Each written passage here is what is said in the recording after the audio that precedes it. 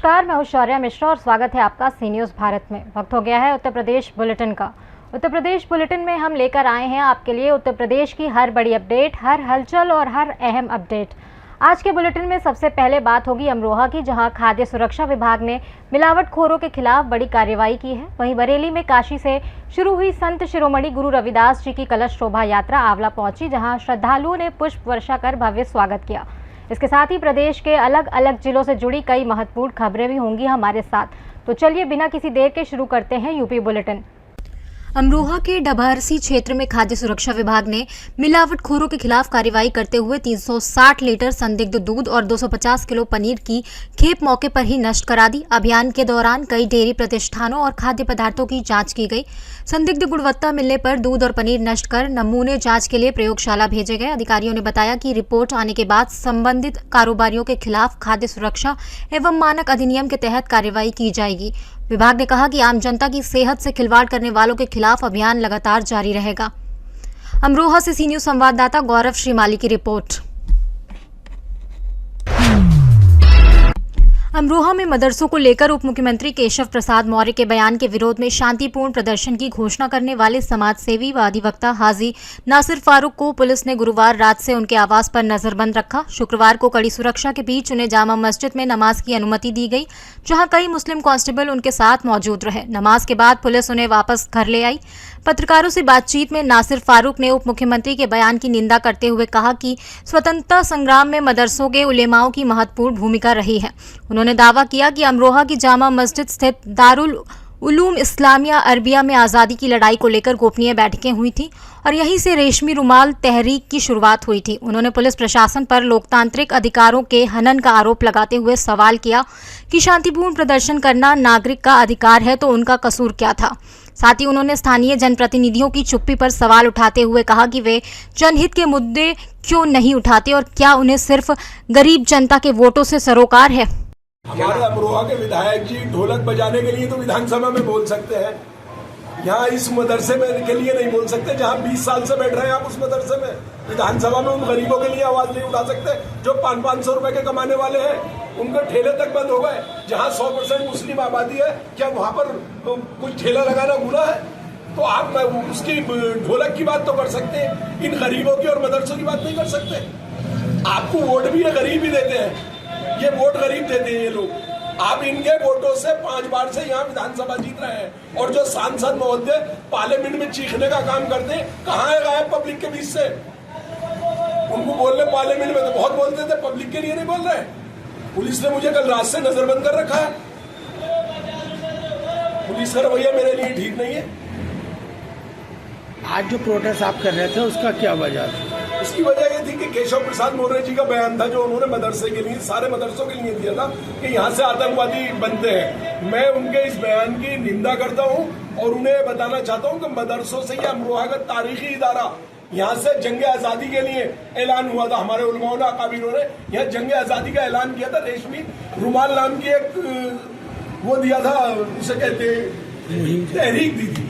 तो यहीं से शुरुआत हुई थी जंग आजादी की। ये मदरसा गवाह है यहाँ की एक बता देगी। आज हम अपने मदरसों के लिए भी नहीं बोल सकते। चुनाव करीब है तो उनका गलत है ये बयान। और हमारे रहबर जो है, जो हमसे वोट लेते हैं और गायब हो जाते हैं, जब हमारे ऊपर परेशानी पड़ी, जब अमरोहा के ऊपर कोई नेता, कोई MP, MLA, चेयरमैन, हमारे लिए कोई आगे नहीं आता। कभी भी अमरोहा के ऊपर परेशानी पड़ी है तो कोई हमारे साथ खड़ा नहीं होता। सिर्फ वो अपने वोटों की राजनीति करते हैं। चुनाव का टाइम होगा तो पैर पकड़ लेंगे और उनकी लैट्रिन तक धोने का काम करेंगे। अमरोहा से सी न्यूज़ संवाददाता गौरव श्रीमाली की रिपोर्ट।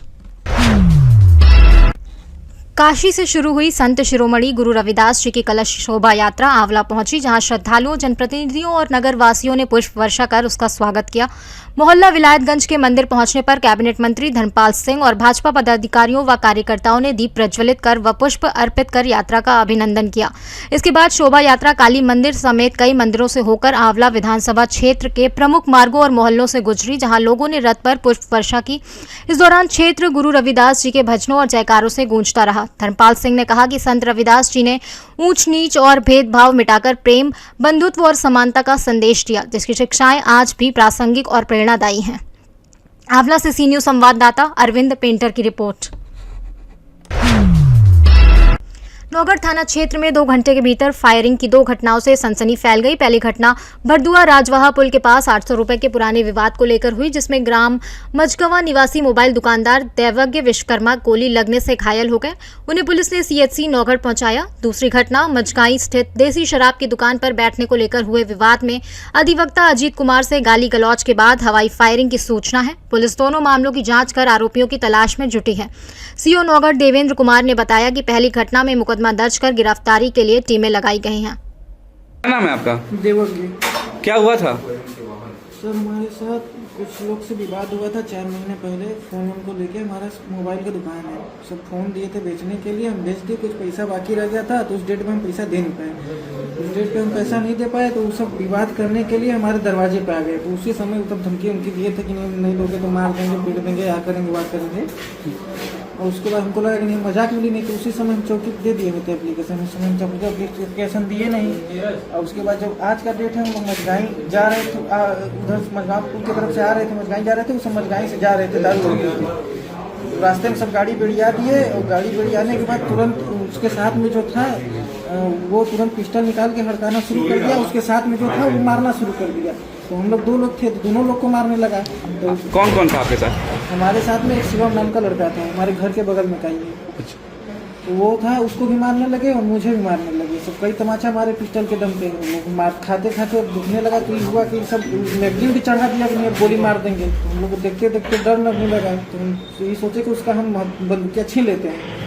उसका हथवा पकड़ने की कोशिश की, पीछे हट के तुरंत फायर कर दिया। फायर करने वाला कहाँ के हैं? फायर करने वाला वो जो लड़का है विकास नाम का, जिसको हम जानते हैं, तो उसी के बगल का है। विकास कहाँ का रहने वाला है? विकास भरदुआ का रहने वाला है। और कितने लोग थे?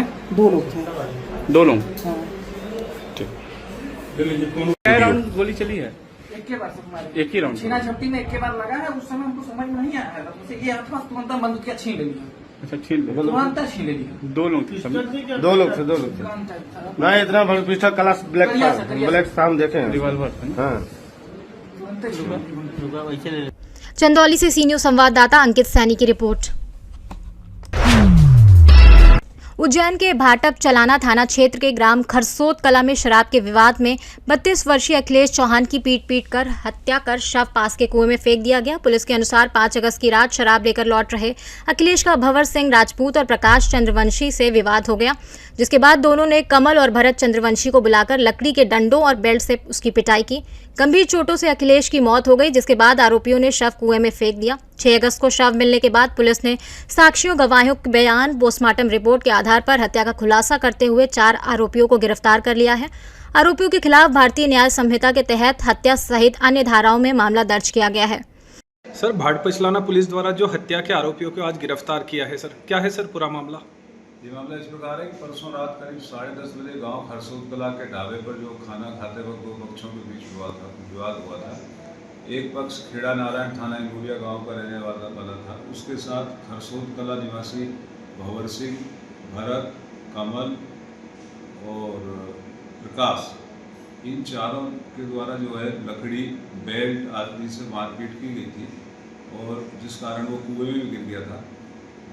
उसके सिर में गंभीर चोटें आई थी, उस कारण उसकी मौके पर ही मौत हो गई थी। जिसमें जो है आज वरिष्ठ पुलिस अधिकारियों के मार्गदर्शन में चारों आरोपियों को, आरोपी भंवर सिंह, भरत, प्रकाश, कमल निवासी खरसोत कला को गिरफ्तार किया गया है। इनके कब्जे से घटना में उपयोग की गई बुलेट मोटरसाइकिल और एक HF डीलक्स मोटरसाइकिल और एक लकड़ी एवं बेल्ट बरामद की गई है, जिनको आरोपियों को कल न्यायालय पेश किया जाएगा। उज्जैन से सी न्यूज संवाददाता विजय सोलंकी की रिपोर्ट। फिलहाल के लिए उत्तर प्रदेश बुलेटिन में बस इतना ही। देश और दुनिया की तमाम बड़ी खबरों के लिए बने रहिए सी न्यूज भारत के साथ।